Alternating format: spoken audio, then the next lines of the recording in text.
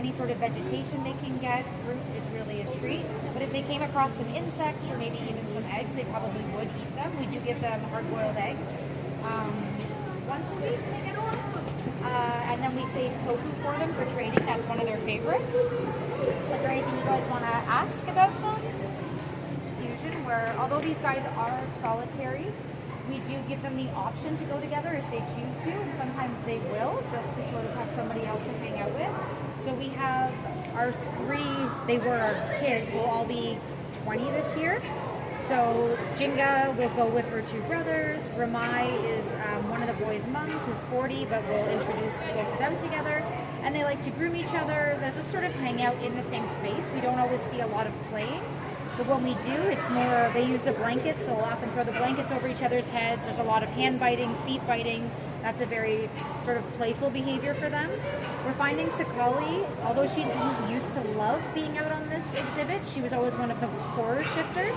Since having Molly, she seems to really like it out here, and we think it's a big, safe space where we know she can kind of just relax and let that baby get some energy out.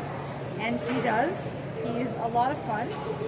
Although these guys are solitary, they actually or mostly solitary, they have one of the longest parental care terms in the animal kingdom. So these guys, males will usually stay with their mom until they're 8 years old. We've had boys that have stayed with their mom until they're around 10 or 11, and then we separated them. Whereas females stay a lot longer. They actually try and stick around until mom has her next baby, and then they learn as much as they can about raising a baby, anything they can from their mom before they're off on their own. There's a lot for them to learn, since they are mostly solitary in the wild, so they will copy each other. These guys are incredibly smart. We give them a lot of enrichment to do out here, but a lot of our time spent with them is also training. They know all of their body parts and they'll present them all. We brush their teeth voluntarily. They'll all take a voluntary injection. We're working on voluntary blood draw. So just a lot of really important behaviors that we work on, and we have to make sure we have a good relationship with them, and where our vets can check up on them and make sure that they're healthy. Yeah. So is it safe for you? So we never share space with them. If you look underneath where Sakali and Wally are right now, you can see the thick mesh, and that's what it's like in their day rooms in the back. So most of the training we'll do through there. Yeah, and then we also have something called like a blood sleeve. So it's actually a chunk of the mesh comes out, so they stick their arm out through it. Yeah, that's how we'll try and get blood from their veins. And for their injection, we can just ask shoulder or leg, and they present it at the mesh, and we'll take an injection. Oh my God, and they do it voluntarily? Yeah. Sakali is actually one of the trickier ones because just like people, some people are scared of needles, and she does not like needles. Whereas like our boys, they do not care at all. So they care for the treat? Yeah. So I wish my mom had done that to me. Right? Yeah, but they are very strong. They're quite a bit bigger than us too, like the males especially. They're very muscular and dense, and even if they didn't have like malicious intent, they could just hurt you very easily by just playing with you or doing something, that they would do to another orangutan. You said that their favorite food is tofu? We save it for training. It's one of like a treat for them for sure. Yeah, that and peanuts, and then we'll also give juice for training, different things like that. Yeah. They're really strong. I don't know how to compare it to us, but they are a lot stronger than us. How would you compare it? They feel like an infant, but 7 times stronger than I am. Yeah. Like Wally's like, he's got me. They're very, very strong. Not people live in trees, right?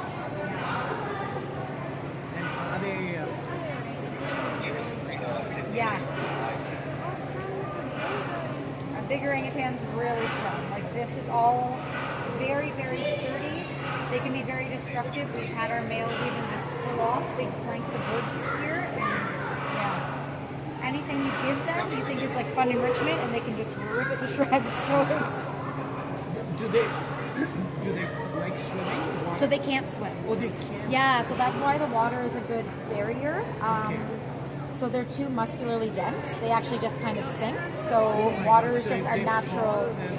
Yeah, so these guys, they'll still come up and like interact with it. They'll sometimes take a mouthful. There's actually, they're redoing this indoor exhibit. The plan is to redo it next year. So the plan is to put up glass here, and that way we just have that much more usable space. Because it has to be, because they're so, like they swing, so you can see everything is kind of back that way. So they can get to here, but it kind of prevents any use of upward space here. So when they redo it, it'll be really nice because hopefully they just have like a lot more space for them, right? Yeah. Like you have the gibbons next to them. Yeah. Do they have, can't they go with the gibbons? So some zoos do that. Siamese, like that type of gibbon, is often one that they'll do it with. The issue is our orangutan exhibit is not gibbon proof. So gibbons are true brachiators, which mean they'll swing and they'll let go and then grab another vine. So they could get out of here in a heartbeat. Yeah. But they do see each other, so there's like a tunnel that goes through. Yeah, so sometimes the orangutans will go in there and check out the gibbons, and they've seen each other. It's something, yeah, that a lot of zoos do, and it would be really cool to do. Like the young one there, Melina, is crazy, and we always say it would be so much fun to have her and Wally together. They would just get so much energy out. But and you said you have 7 of these guys? Yeah. So do we saw an outdoor exhibit. Yeah. And we saw those pillars, huge pillars outside. Do they actually climb that and walk across? Yeah. So Summertime? not all of them. Yeah. So Sakali has gone outside. Like she goes outside and she'll usually go into the exhibit quickly and come back. She really likes the research center and she likes climbing to the top of the tower and looking and then coming back down. Our 2 males have been the most confident. Wally has been the most confident for going up and he'll do the O-lines. Okay. So he goes all around there and like so we could be visiting the zoo and these guys could be up there? Yeah, like in the summer it's really cool. Our old girl actually, she's 58 years old, we did not think that she would do them, and she sits her butt on those O-lines and just scoots herself along. Yeah. We actually, so they are obviously temperature sensitive because Yeah, of course. they're from Sumatra.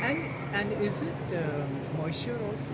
Like So we humid, do find, in the back, they're like redoing a bunch of the ventilation in this building right now, and we're looking into humidifiers because you're right, like the humidity, they need it because to be the nice minute and you humid. enter this exhibit, it's like your glasses, everything falls Oh, down. yeah. So they require a lot of humidity.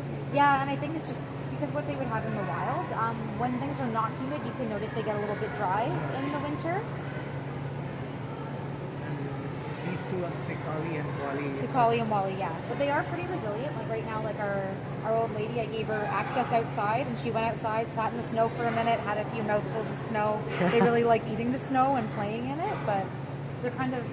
So where are the rest right now? They're just, So there's they're actually holding, like a path that goes underground, and then there's a big building in the back. so they go So there's like there's a big like sort of bedroom pen, each one of them with like a skylight that's 2 stories, and they have raised nests. And then there's 2 big day rooms, which are like 3 stories tall. So there's lots of space for them back there. It is actually a pretty nice holding. Summer's the best now when we can just rotate them, and whoever's not out here gets outside space, gets the O-line. I was just going to ask that. Yeah.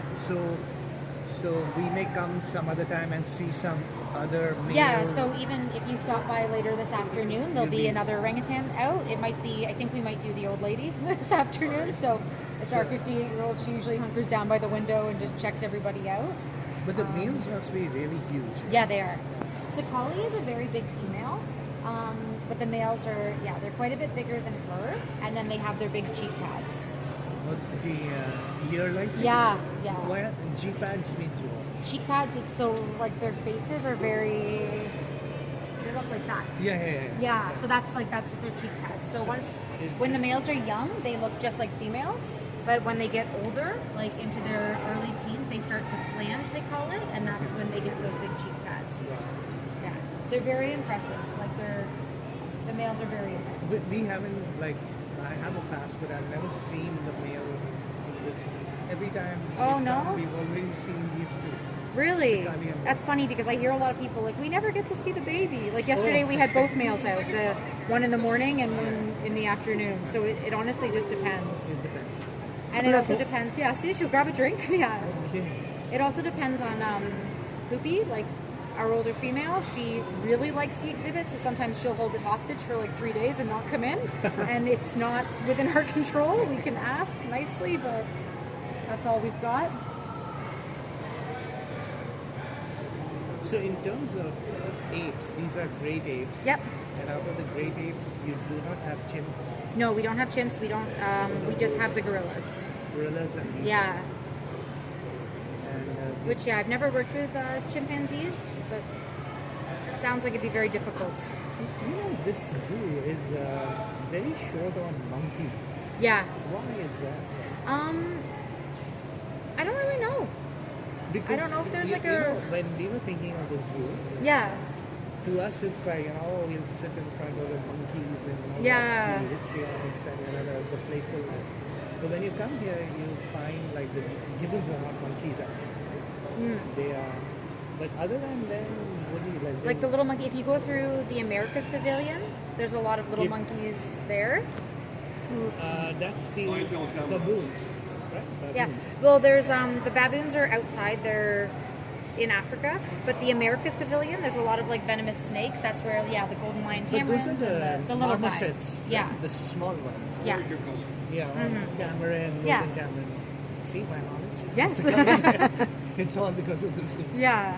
But you haven't seen like rhesus or macaques. Or Yeah, we do have macaques. Where? We've got, oh no, we might not anymore. We used to have lion-tailed macaques that live where the peafowl live, and they've kind of moved around the zoo. So we don't have lion-tailed macaques anymore, right? No, I think the last you guys. Yeah. I So think we- it's just I something haven't that... seen macaques. Yeah, I think we used to have them, but we're just kind of getting out of them. And where's the sloth? Do you still have the sloth? There is a sloth there still, just very sedentary. Sedentary. Yeah, Of course. they're such cool Sloth. animals. Maybe like once a month. other than that, they just kind of And where are curl the up. lemurs? Lemurs are The in- lemurs are in Africa, but Africa. I think they're under construction right now. Sorry, my knowledge is very limited to this pavilion. I don't get out a lot. They're there. Yeah. They're there? Lemurs? The ring-tailed lemurs, yeah, they're there. Yeah, so where the that's gorillas the- are, that's so at the the top of the Americas? board. No, so the The lemurs Africa. are, Africa, where the gorillas are. So when you walk through that pavilion, the lemurs are right as you exit. Okay. Yeah. Inside was the 2 tortoises, 2 cranes. Because I think we missed seeing the lemurs, but when you come in, you see all the pictures and all. Yeah. If you go there now, so Rulani, the new male, is inside. Okay. Inside the main exhibit. Rulani, the new gorilla.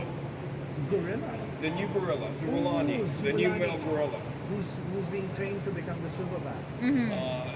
Yes. Yeah, Zulani. Yeah. They've stopped the training, yeah. They're not doing that right now.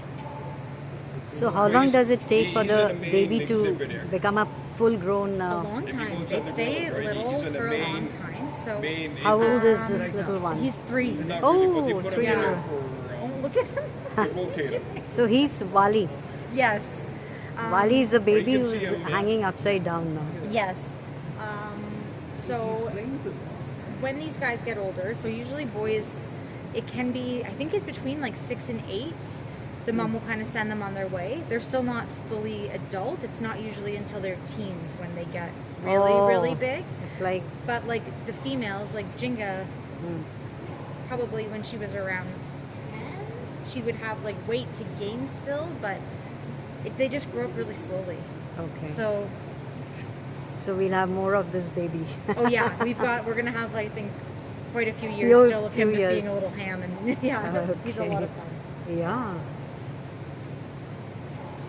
And she's giving him a bit more space now out here, which is nice. Like, just lets him do his own thing and play while she'll sometimes just lie down. But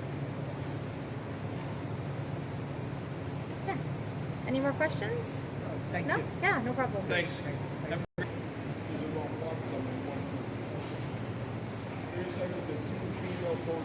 So orangutans, we had a talk on orangutan by the zoo staff. So height is 1.4 meters, Generally, males are 50 to 90 kgs, female 30 to 50 kgs, and lifespan is from 30 to 45 years in the wild, up to 50 in captivity. So the name orangutan is derived from the Malay words orang, meaning person, and hutan, meaning forest. The orangutan's arm span can be around 2.5 meters longer than the height of their body. Well, it says it's the largest.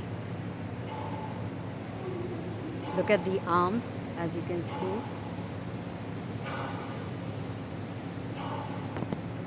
The barking sound is made by the hornbill out there. It's the largest arboreal animal in the world. That means they spend around 95% of their time on the trees. The Sumatran orangutan, the height is 1.4. So these orangutans are listed as critically endangered according to the International Union of Conservation of Nature, which is IUCN, and it's a red list. Major threats for the habitat destruction, capturing for pet trade. They are the largest arboreal animal in the world, usually spending 95% of their time in trees. They live in tropical rainforests, mainly frugivorous, eating fresh fruit, leaves, insects, and some small vertebrates.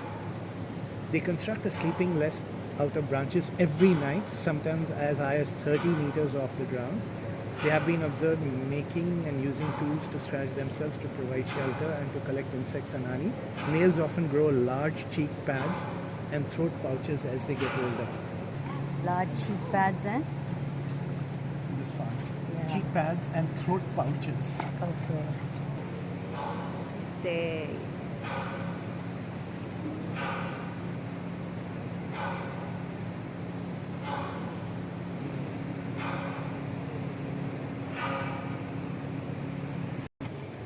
In that little swing.